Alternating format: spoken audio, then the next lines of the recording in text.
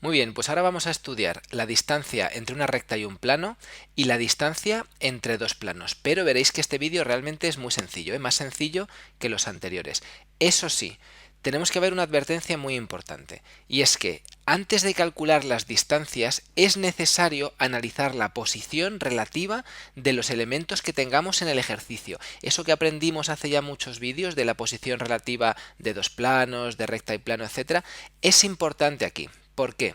Pues mirad, comenzamos. Si tenemos que estudiar la distancia entre dos planos, hay que tener un concepto muy claro, y es que es la distancia mínima entre dos planos, ¿vale? Entonces, si tengo aquí un plano y el otro plano es secante a él, pues en algún punto se cortan y por lo tanto la mínima distancia es cero. Y lo mismo ocurre, por supuesto, si tengo un plano y el otro plano es exactamente el mismo y son coincidentes. Es decir, que si los planos son secantes o coincidentes, la distancia es cero. Entonces ya no tiene sentido seguir con el ejercicio y calcular ninguna distancia, ¿vale? ¿Qué pasa si los planos son paralelos? Pues este es el único caso en el que efectivamente los planos no se están tocando y sí que puedo calcular la distancia que hay entre uno y otro.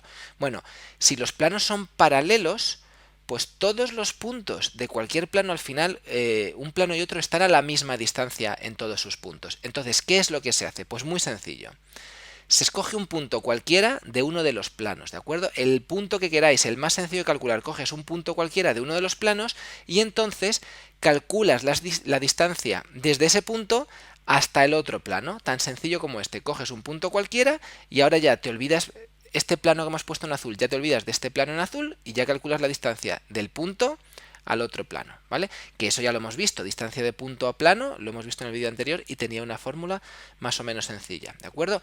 Es como se hace. Primero tengo que comprobar que los planos son paralelos, porque si no la distancia va a ser cero, y si compruebo que son paralelos, cojo un punto cualquiera de uno de los planos y ya me olvido de ese plano y yo solo me centro en calcular la distancia de ese punto al otro plano.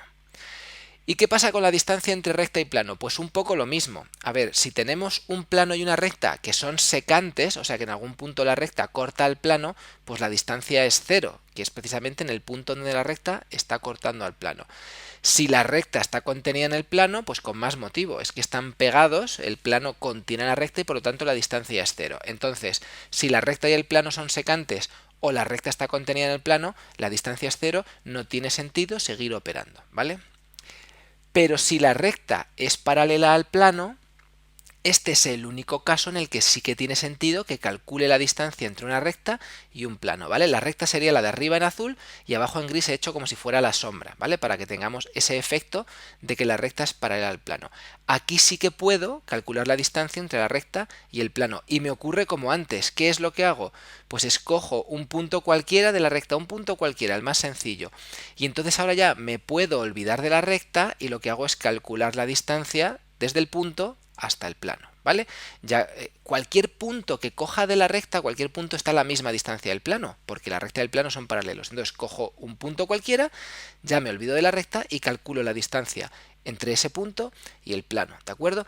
Y como eso ya lo sabemos calcular, la distancia entre un punto y un plano, pues no hace falta ver ejemplos ni entrar en más materia, ¿de acuerdo? Así que distancia entre recta y plano y distancia entre dos planos exige que primero haga un análisis de la posición relativa y luego ya es coger un punto del plano o coger un punto de la recta y calcular la distancia al otro plano.